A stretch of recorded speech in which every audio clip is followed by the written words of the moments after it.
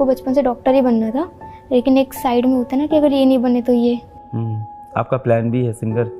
पढ़ाई में मैं मतलब बचपन से ही अच्छी थी, तो उस टाइम तो टेक्नोलॉजी का इतना था ही नहीं, उससे पहले कभी फ़ोन यूज़ नहीं किया था। मेरी मम्मी की डेथ हो गई थी यूट्रस कैंसर की वजह से जब मैं 7 साल की थी। तो मुझे एक मन में ये था कि शायद मम्मी को उतना अच्छा डॉक्टर नहीं मिल पाया जितना मिलना चाहिए था, तो तब से मुझे ये था कि मुझे डॉक्टरी फील्ड में ही जाना है। फिर ये था कि मतलब टीचर्स पे ब्लाइंड ट्रस्ट था, उसके बाद मुझे कभी ऐसा लगा नहीं कि टीचर जो बोल रहे हैं वो नहीं होगा। पर ये कितनी अच्छी चीज़ है ना कि आपका बेस्ट परफॉर्मेंस आपका नीट का पेपर मतलब मेरे को एक्सपेक्टेशन नहीं थी 690 की, लेकिन इतना मेरे को एक्सपेक्ट नहीं था, मेरे को 650 655 था एक्सपेक्टेड।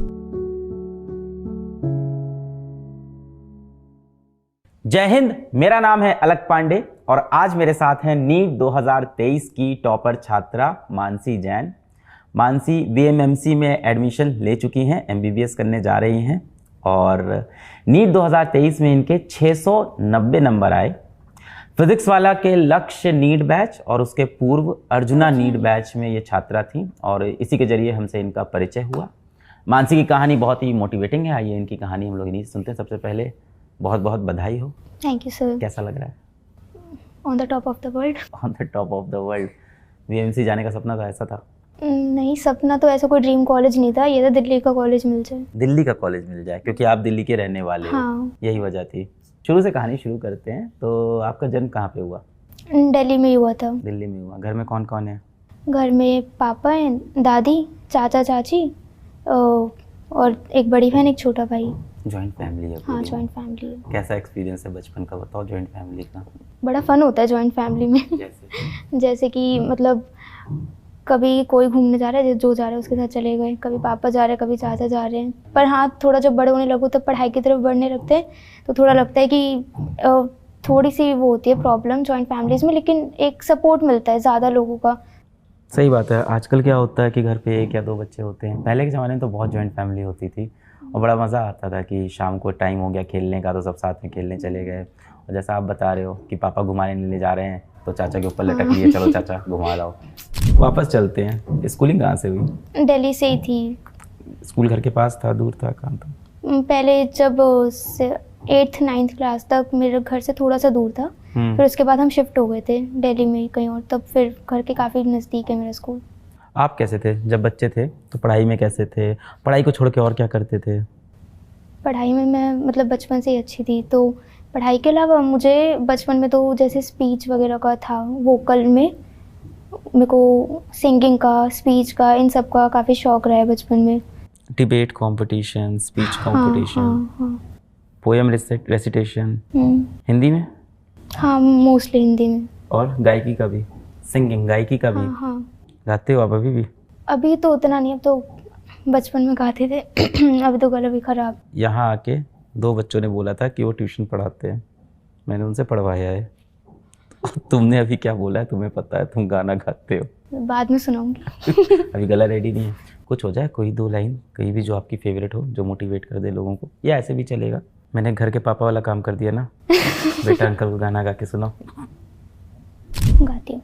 कुछ पाने की हो आस आस, कोई अरमा हो जो खास खास, आशाएं आशाएं हर कोशिश में हो बार बार, कर दरियाओं को आर पार, आशाएं आशाएं कुछ ऐसा करके देखा जो खुश हो जाए खुदा, आशाएं खिले दिल की, उम्मीदें हंसे दिल की, अब मुश्किल नहीं कुछ भी, नहीं कुछ भी। जनरली मैं बच्चों को पिक्चर देखने के लिए बोलता नहीं हूँ, फिल्म देखने के लिए, पर ये फिल्म देखनी चाहिए बच्चों को। देखी है आपने? नहीं। इकबाल मूवी का ये गाना है। तो इकबाल में एक भारतीय क्रिकेटर की कहानी दिखाई है। श्रेयस तलपड़े जी ने मेन रोल निभाया है, मेन हीरो बने हैं और हीरो वाला काम भी किया है। तो वो श्रेयस तलपड़े जी मूवी के अंदर बोल नहीं सकते और सुन नहीं सकते और उनका सपना है भारतीय क्रिकेट टीम में बॉलर बनने का। और गांव के एकदम बच्चे हैं और गरीबी में गांव में क्रिकेट बॉल से प्रैक्टिस करते हैं और वहाँ प्रैक्टिस करने के लिए उनके पास फील्डर नहीं है गांव में, तो भैंसों से फील्डिंग कराते हैं अपनी। और अपनी भैंसों का नाम भारतीय क्रिकेटर के नाम पे दिया। एक भैंस को कपिल देव को बोला है, एक भैंस का नाम ज़हीर खान, इस तरह से। और उस मूवी में इतना अच्छा किरदार निभाया है उनके गुरु ने। उनके गुरु बने हैं नसरुद्दीन शाह साहब, और वो आते हैं इस गूंगे बहरे बच्चे को ट्रेन करते हैं और इसको लेके जाते हैं।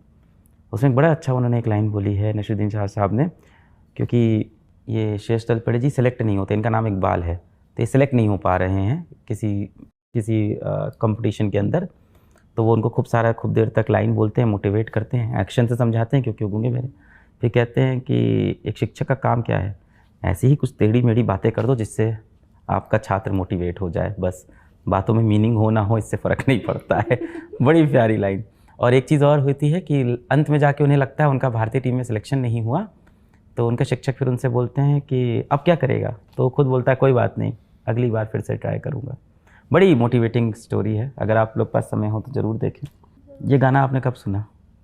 प्रिपरेशन के टाइम पे समाप्ति मैम के मुँह से सुना था। क्या बात है, धन्यवाद हूँ मैं समाप्ति मैम के, इतना बेहतरीन गाना बच्चों को सिखाया। बहुत मोटिवेटिंग है ये सॉन्ग अपने आप में, बहुत ज़्यादा, मतलब गूज बम्स आ रहे हैं भी बोलते, मतलब अभी गा के भी। हाँ, एक ये हो गया, एक वो हो गया, लक्ष्य जो है तेरा हाल हाल पाना, ये सब बहुत गाने बहुत मोटिवेटिंग है। कब तक चला ये सिंगिंग का? सिंगिंग का ज़्यादा नहीं, 8 तक था। फिर उसके बाद स्कूल से वर्क एक्सपीरियंस हटा दिया था कि उसमें होता है ना, आप अपनी पसंद के उसमें चले जाओ एक्टिविटी में। फिर उसके बाद 9 से कुछ था नहीं एक्टिविटी का। कितनी बार ऐसा ख्याल आया कि सिंगर बनना चाहिए? बचपन में नहीं, मेरे को बचपन से डॉक्टर ही बनना था, लेकिन एक साइड में होता है ना कि अगर ये नहीं बने तो ये। आपका प्लान भी है सिंगर? या शायद। फिर कौन पढ़ाता था बचपन में आपको? फर्स्ट तक थोड़ा बहुत मम्मी पढ़ा देती थी, फिर उसके बाद सेकंड से ट्यूशन लगवा ली थी। सेकंड क्लास से? 10th में कैसे थे पढ़ने में आप? सब ऑनलाइन हो गया था, तो ऑनलाइन में तो अडेप्ट करने में काफ़ी प्रॉब्लम थी स्टार्टिंग में। ये वर्ष कौन सा है जब आपने 10th किया? 2 साल पहले, 2021, कोविड आया था 2020 कोविड वाला वर्ष। हाँ, तब पहली बार ऑनलाइन एक तो जंप करना काफ़ी डिफ़िकल्ट था, वो मेरे को अडेप्ट करने में काफ़ी टाइम लगा था। ये भी नहीं पता था टीचर ने पीपीटी भेजी उससे आवाज़ भी आती है क्या। उस टाइम तो टेक्नोलॉजी का इतना था ही नहीं, उससे पहले कभी फ़ोन यूज़ नहीं किया था। तो उसके बाद फिर 10th में ना थोड़ा ग्रैब करने में टाइम लगा, फिर एंड तक होते होते हो गया था। मतलब फिर ऑनलाइन में इतना कंफर्टेबल हो गया था कि ऑफलाइन जाने का मन नहीं करता था। फिर उसके बाद क्लास 11th आया। और डॉक्टर बनने का कब सोचा था आपने? बचपन से। क्यों? मेरी मम्मी की डेथ हो गई थी यूट्रस कैंसर की वजह से, जब मैं 7 साल की थी, सेकंड क्लास। तो मुझे एक मन में ये था कि शायद मम्मी को उतना अच्छा डॉक्टर नहीं मिल पाया जितना मिलना चाहिए था, टाइम पे गाइडेंस नहीं मिली। तो तब से मुझे ये था कि मुझे डॉक्टरी फील्ड में ही जाना है। आई एम सॉरी, मुझे नहीं पता था। अभी आपने शुरू में बताया था, मतलब आप मुझे। मम्मी नींद आती है। उस टाइम सोच लिया था डॉक्टर बनना है जब आप 7 साल के थे तब? फिर मन से वो बात गई नहीं कभी फिर बनना है? फिर 11th में आए, फिर लगा कि नीट की कोचिंग करनी है, सब पता चला होगा। कब पता चला नीट का एग्ज़ाम भी देना है, ये सब कब? 10th में। मेरी सिस्टर 11th में थी, तो वो रिसर्च करती रहती थी, क्योंकि उसे तो देना था फिर नीट का एग्ज़ाम, तो वो मुझे बताती थी। मैंने खुद से कभी रिसर्च नहीं की, वही रिसर्च करके उसने मेरे को सब कुछ बता दिया था। और आप फिजिक्स वाला कैसे जानते थे? पहले से जानते थे?